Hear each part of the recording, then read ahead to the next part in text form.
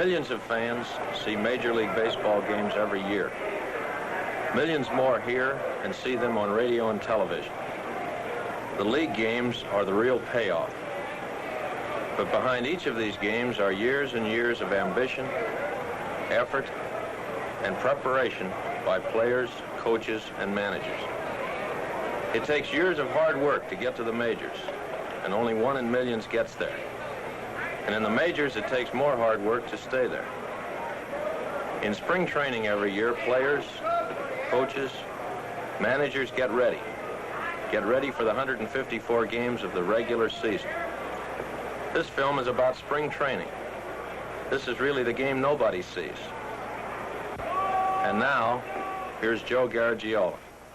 Hi, everybody. This is Joe Garagiola, and as Bing Devine, the general manager of the Cardinals, said, this is spring training where the Major League season actually begins.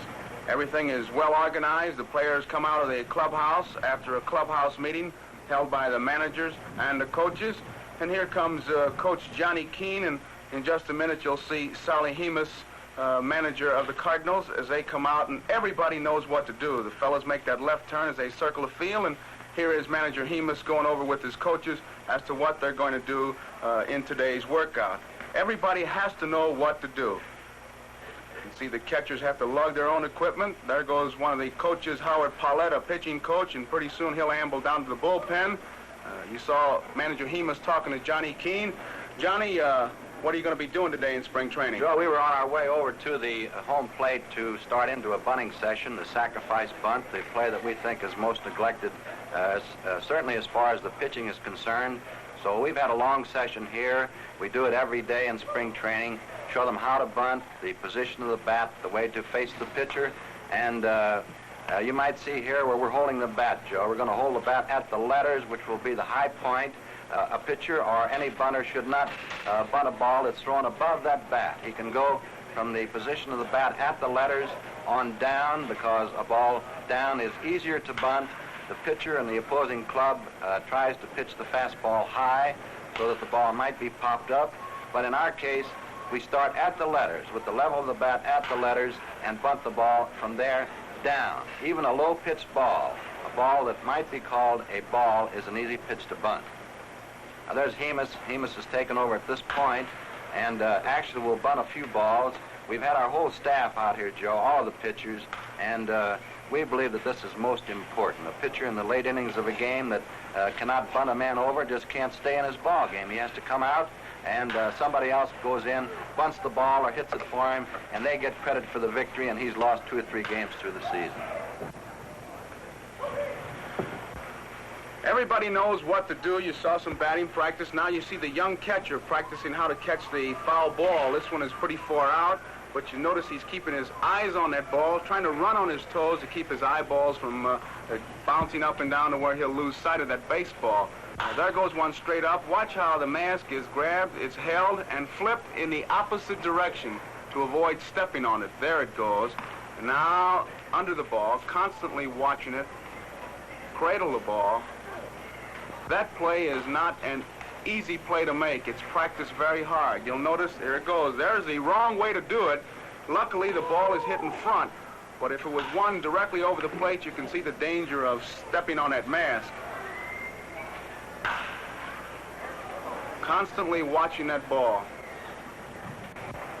Spring training, where victories are really born. The manager with a constant eye, always watching his players, especially the young fella.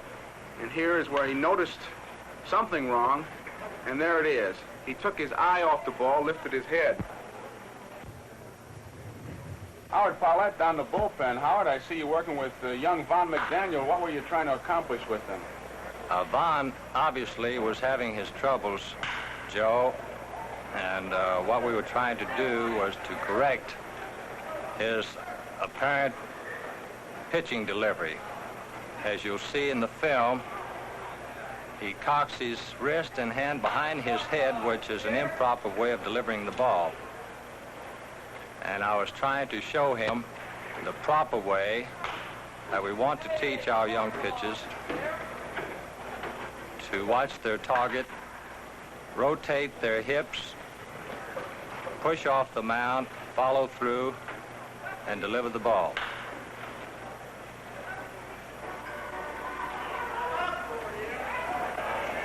Bond had apparently lost the pitching groove that he had when he was such a star at his young age with the Cardinals.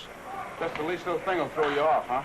It doesn't take much. You get into a habit of doing something wrong, and if someone is not there to help you correct it, you continue the bad habit, and before you know it, you're not winning any ball games or no longer on the Major League Ball Club. Here is Johnny Keane, who's going to show us how to make the double play. When you start asking questions about baseball, you certainly can't go too far wrong when you ask a fellow like Johnny Keane, who has really run the gamut as far as baseball is concerned. Johnny started as a baseball player, a coach, a minor league manager. He has sent many a young ball player to the major leagues. Here we see our Johnny Keane at the third base line giving signs and signals. Among his many duties, signs, signals, making a double play. Johnny, in spring training, looks like you put in a good day's work right here. What are you trying to do, John? Well, we do this all the time, Joe. Here I was showing the ball hit into the hole, the right of the shortstop, where you dig your right foot into the ground and make not any unnecessary steps. Dig in with the right and throw right from that position. That's the only way you're going to get the good, fast runner. We're showing here from the short throw, in close, get the ball out of the glove so that the second baseman can see the white of it, especially in night play. Don't hide the ball from him. Get it out of the glove as fast as you can. Let him get his eye focused on it, and then give it to him, and give it to him hard. Give it to him high. Give it to him at the letters if you can, because it's so difficult to handle a thrown ball that might be thrown low when you're coming across the bag so fast. There's the play. He'll be thrown right from where he catches it. Right down low, he gives it up high. There's the second baseman coming up. The play is taken at the letters, and it's easy to pivot and throw to first. This is the short throw, the shove to the man. It's up high right into the glove. He tags, and it's easy to make the play to first there. What's difficult is when the ball is thrown low. The eyes then become blurred. You trip over the bag. You can't come up and make your play at all. And there's a circle up above. Anywhere in that circle, the ball can be given to your second baseman, especially up at his eyes. Let him see it up high. There's a low throw that's bad. The ball is fumbled. He can't follow his feet onto the bag. He trips over, and everybody is safe. Now, there we are showing where we're just putting the ball into his glove, up high. The ball must be thrown high. There's no other way to do it. There's the perfect shot. Right there, he bounces off and makes his throw to first base. Never throw the ball low. There's the different pivots from the shortstop. The ball thrown from second to short. He touches with his right or left according to where the ball is thrown. There I'm going from my right foot into the left side and making the throw sidearm.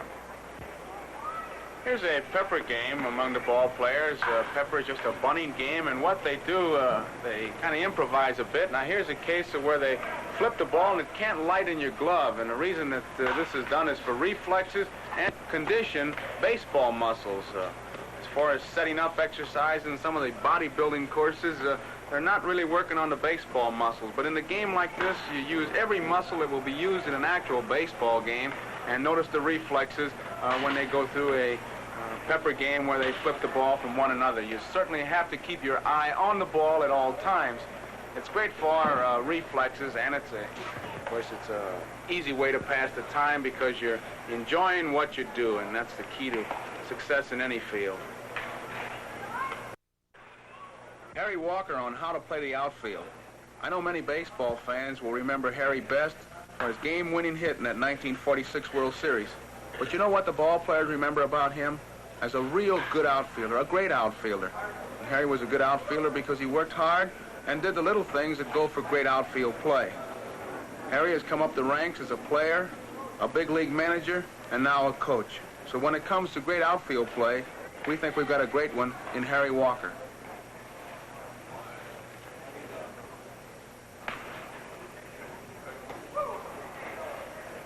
Harry, looks like you're charging a base hit where you got a chance to throw somebody out. That's right, Joe. You're charging the ball hard and fast, and you've got to come up moving, but you cannot run with the ball. You've got to be in position like an infielder. That when you get the ball, you take what we call a little short crow hop right there. Now you'll come up, take the short hop, and then you're off driving into the throw. So that's what you're trying to do, is eliminate that extra step. There's the hop. Then you come right on through and throw. Then you drive into the ball. The key word in there is to drive right into it. That's right. The main thing is to charge fast. Here the ball is caught. There's the throw, the short hop, and then you drive on through to where your body comes in and gives you the extra drive that you have to make the long throw. Here we're trying to teach the boy to break and get over and get in position to get set to throw the ball. There it is, the short hop, Joe, and then he drives on through and makes his throw rather than take an extra step or two, because when you take one, the runner takes two or three.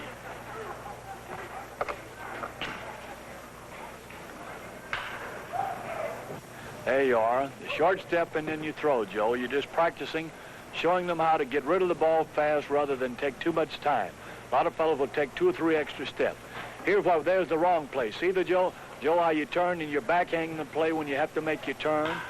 Well, it's a habit. If a man can start off right to where he turns here, now if the play was made, he'd been right. Now when he has to turn, the ball is to the open hand, to where that he can maneuver himself and be in better position to field the ball. See, when you go back, you have to make that quick turn, then the hand is out open, rather than turning around, looking over your shoulder, and backhanging on the ball. That's by training to break the right way. You should try to center the ball as much as possible. Here you're trying to teach the fellow to block the ball when there's no play. There's no one running. The ball is hit. You charge fast. The secret of this is to charge fast the minute the ball is hit. Even though it's going to an infielder, soon the ball is going to go through. And then you're up close enough to block the ball. Even though it were to hit you, the guy could not take the extra base. Get down soon enough to keep the ball from going through your legs for the extra base.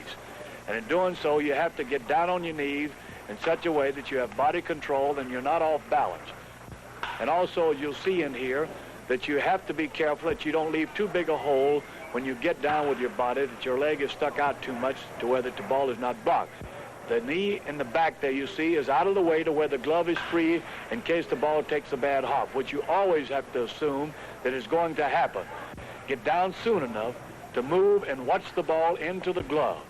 As you'll see these younger fellows move here, a couple of times they get down just a little bit late to where the ball could have got through if they had got a bad hop. There he's going down. The ball come up. He did not have his body down soon enough to come up fast enough for the bad hop.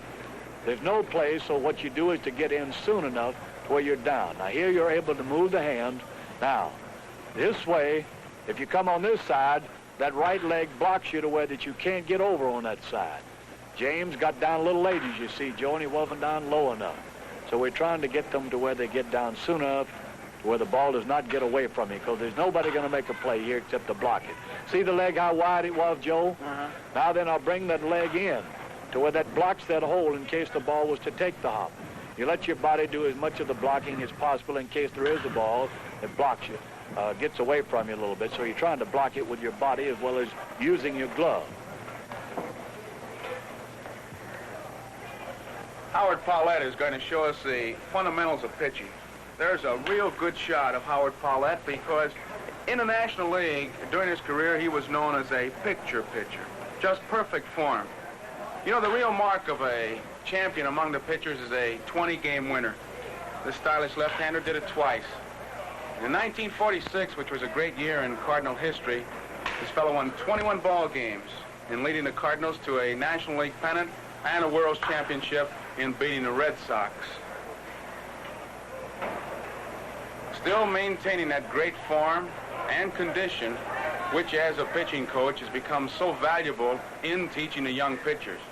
Because not only in telling them, but in showing them just how you do it. You can see right now the basic fundamentals. Keep your eye on the target, push off, and follow through. There's the form that won 20 ball games or more in the National League. Howard, I see you down the bullpen right now with some young pitchers. What do you have to tell a young pitcher? What do you try to tell a young pitcher in spring training to get him ready for a big league season? Here we are attempting to teach the young pitchers the spin or the proper rotation of a curveball, Joe. Follow through, spin on the ball. You want the ball to spin over as fast and as completely as you can. The emphasis... Notice my hands in close to the body. You answered, Never stop to follow through. you answered my question before I asked it. It's the hands and the wrist, huh? Exactly. What is that, Howard? I'm showing the movement of the hand as it goes through the pitch of the curved ball. Just the proper way to follow through. Watch my head, steady, follow through. My feet are even. Something's bothering me, Howard. I see your fingers out of the glove. Is that part of pitching, or? No, that's a bad habit I got into several years ago, Joe, when a line drive hit my glove and bruised my finger. And since that time, I got into the habit of taking my finger out of the glove. It's certainly not a good example for young pitchers to follow. Now, this is the improper way. This pitcher shows you that he's tense, he's not relaxed.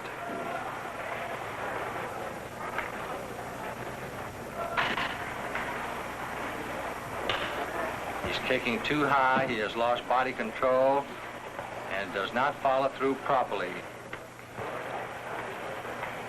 Here's a picture of a left-handed pitcher holding a runner on first.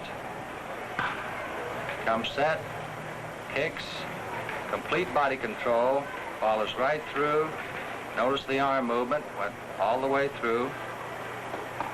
He was ready to field his position. Once he starts his wind-up, he keeps his head on his target, knowing exactly where he wants to throw the ball. Follows right on through. Notice you walked away, too, Howard. Once you tell a pitcher to do something, they just go on their own. Yes, Joe, after we tell them, we expect them to absorb a certain amount, but we must keep repeating each day through spring training the essential fundamentals of pitching.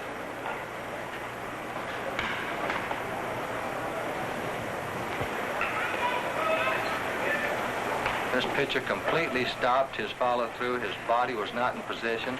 His body was locked. See, his arm, his glove was way behind his back. He'd never got a line drive. Here's a pitcher taking his eye off the target and then picking it up at the last second. The position of shortstop is discussed. There's always one name that always comes up, that of Mr. Shortstop, Marty Marion. How to play shortstop by Marty Marion, Mr. Shortstop.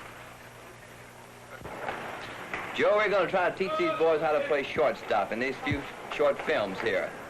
There are a lot of wrong ways and right ways to play shortstop, and I've never seen a good ball club that didn't have a good shortstop that ever was a contender.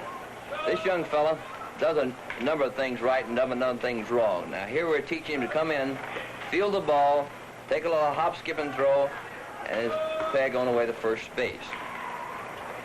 Now, I'm teaching him this point here, not to throw the ball sidearm from a shortstop position, especially in the hole towards third base.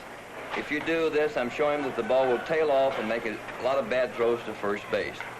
Now, pick up the ball, bring your arm back, bring it in close to your body, and then guide it with your arm and body into first base. Now, he's picking up the ball, he's taking a little hop, skip, and throw, and the ball is on the first base. And notice how he kept his arm close to him. Look at him. He's got it, I believe, Joe. Look how with the big smile on his face. He knows what he's done wrong, and now he's got it. He's all happy. It's very simple. Just remind yourself to keep the ball always close to your body and guide the ball, and it's almost like it's shooting at a target. Here I'm moving in the long position at third base with the same motion. Pick the ball up, and with a little hop, skip, and throw, the ball will be on its way to first base, and you can control your body and you throw a lot better. Very simple, but something you shortstops should learn to do from the very word go. Here the young fellow moves to his right, picks up the ball, takes a hop, skip, and throw, and he's on the way to first base. This is a play going towards second base, picks the ball up, and as you notice, he stopped and is delivered to the second baseman. Now we'll show him how to pick the ball up and take a running motion towards second base before he lets the ball go. In picking the ball up and moving towards second base for the double play, if you'll find out you'll pick the ball up and as you move towards second base, your body is under better control. Then flip the ball to second base, because there's one thing you do not want to do. Do not fool your second baseman. He's on your side. Show the ball to him at all times and make it very simple for him. Very nice.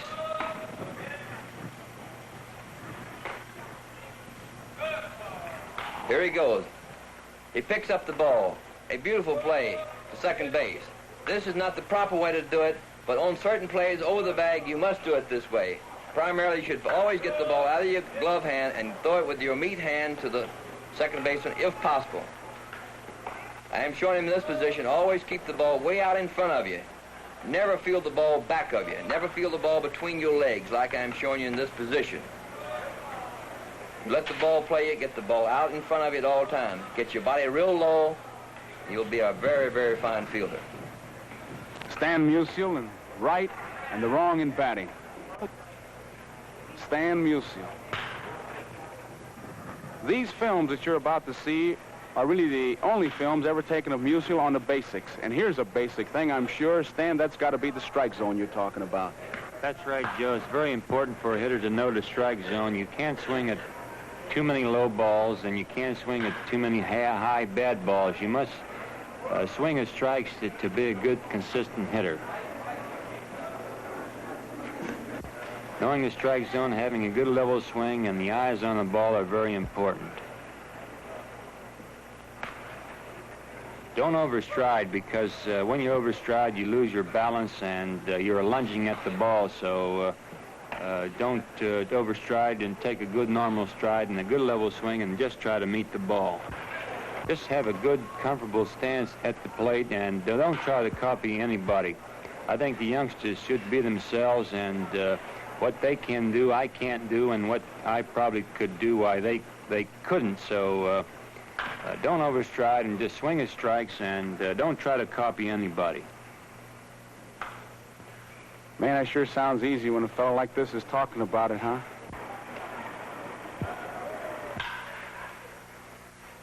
Joe, the bat should be still, and when the bat is still, you know where it is at all times, and keep your eye on the ball and turn your head so that your eyes are looking right at the pitcher.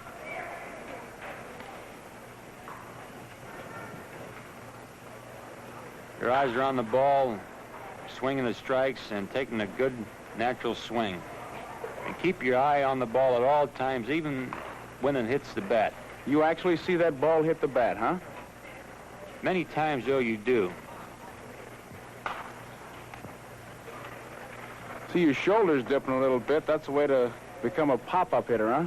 Well, that's right, Joe. You're very uncomfortable that way, and your shoulders and eyes should be level, and your swing should be level. If your left shoulder is down, you're swinging up, and if your right shoulder is down, you're swinging down. So you can't hit consistent that way. You're swinging up at a ball and generally popping the ball up. Here is Musial in batting practice, actual batting practice conditions. Watch the intense concentration. There's the eyes on the ball, head turned toward the pitcher. Bat still, perfect follow-through, eyes on the ball, and there she goes. And no doubt, another base hit by Stan the Man Musial. This is baseball. Baseball seen by many, many baseball fans every day, reenacted sometimes twice on Sunday. Baseball, truly the great American game. The great American game because it represents race, creed, and color. The only race in baseball to first base. The only creed, the rule book. The only color, the uniform. White for the home team, gray for the visiting team. Truly the great American game, baseball. He struck him out. There it is, the end of the ball game. Another victory as the catcher shakes hands with the victorious pitcher. And this is the game that everybody sees. The game you'll read about, the game you'll hear about. But the game that nobody sees is the one that you saw start in spring training. Truly a lot of hard work, a lot of practice. The game you never see.